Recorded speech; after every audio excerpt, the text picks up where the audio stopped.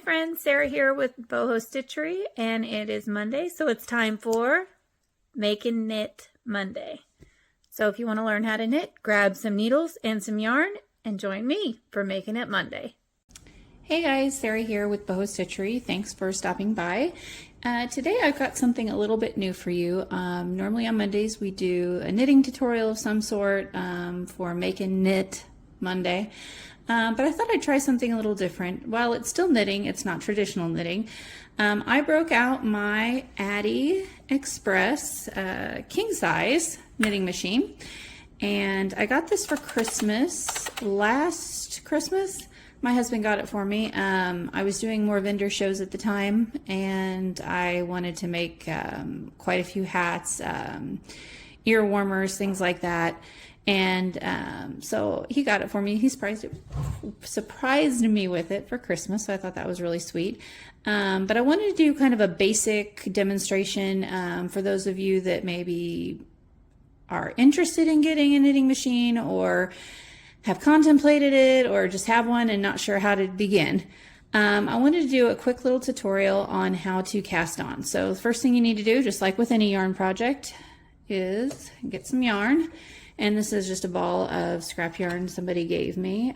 It's been sitting on my shelf forever, so I will, if I can find the beginning of it here, I will just use this for demonstration purposes. And I will try to do this, as you can see, you're probably staring at my feet. I have my tripod here between my feet. So let me see if I can zoom in here. But very basic, very nice machine. My husband got it for me off Amazon. I think it was, might have been like $200. It was pretty expensive, I thought. I was really nervous about him spending that much on it if I didn't think I was going to use it. But in any case, you can look on Amazon. It's the Addi Express king size knitting machine, and it's the 46 pegs is the one I have. The handle, I'll show you, is right over here. And so you'll take this once you cast on and you'll crank, and that's what knits your project for you. And I've always been kind of opposed to knitting machines. I always felt for a long time like, oh, that's cheating. It's not real knitting, you know. But if you have like arthritis and things like that and knitting a big project by hand hurts you, this would be a great idea. So to go ahead and start, you want to leave yourself a pretty lengthy tail. I like to do probably about a foot. You probably don't even need that much, honestly, but I always like the extra security. So let me see if I can get my camera zoomed in here. So to start, sorry, I'm jiggling. My camera seems to be sitting kind of cockeyed, I feel like. You want to start, you'll have your peg. Your first peg is sticking up here. You can't really see it looking up and down, but it's higher than the others. So then you will take your yarn and leave the tail over to the right here. So you've got these little hooks. So you're going to thread it under, and you're basically weaving it back and forth. So as we knit, and there's also, you can see, let me see if I can zoom in. This is really hard to do and record. You have these red kind of knobs here. They have hooks underneath too. And so when you're starting, you want to make sure to pull it under that knob, kind of. And then so we did forward, so now we're going to be behind it, and you're going to crank your wheel as you go. In front, behind. In front, behind. So you're just basically going in and out.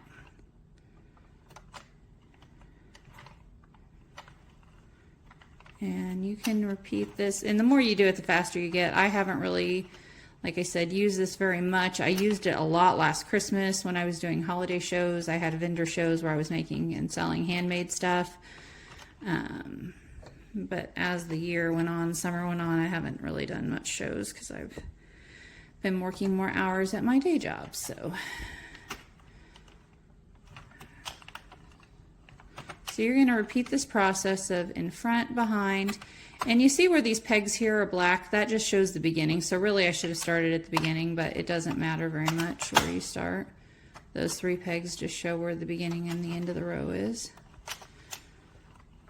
Front, behind, and front, behind. So we're basically working our way back around to where we started.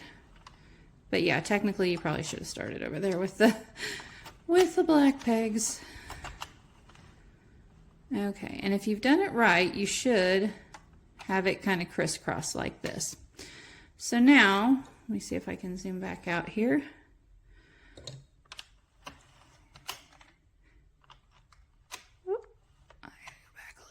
There we go. Like I said, this is really hard to demonstrate when you got a camera between your knees. Okay, so you have this device here. This holds your yarn. So we're going to pull this back. We're going to stick our yarn in there and close it. And now you can see I've got my yarn sitting on my table, but let me kind of sit back here. At this point, all you're going to do, the first round, you just want to take it nice and easy. And as you can see, as I'm cranking the wheel over here to my right, the pegs are lifting up and down and they're catching it, kind of clawing at it and pulling it down. And this one, I don't know if all knitting machines have this, because like I said, I'm not super familiar with a lot of knitting machines, but this has a timer or a counter, a row counter. So when we go around and it clicks past those black tabs here, it counts it, it checks it off as having your row done. And then you'll just keep continuing over and over. And you don't want to let your yarn get too tight, because if you pull too hard, you will drop stitches. And then I've seen some videos I've watched where people said if you yank too hard, you can actually break these tabs off. So you just want to take it slow and easy the first few rounds. I have had it happen where I've made a couple of hats and I get about halfway through it and I notice that I have a drop stitch. And the first few times I did that, I about cried, because I was almost done with a hat and then a stitch dropped and I was like, oh my gosh, how do I fix this? But there's lots of videos I've found out there, or I shouldn't say a lot, but there's a few out there that showed me how to pick up my stitches with a crochet hook and kind of ladder it back up. So, and here we are back where we started. Like I said, if you just keep going and going, and it's kind of rhythmic, it sort of hypnotizes you after a while if you're doing it for hours on end. And that, guys, is about it. That's how you cast on a Addi Express king size knitting machine. I hope you found this video helpful. Like I said, I'm pretty new to this too, so I'm kind of learning as I go, but I hope at least that was helpful for you. If you guys have any questions, comment in the comment section below, and don't forget to like and subscribe and follow my channels. We'll see you guys next week.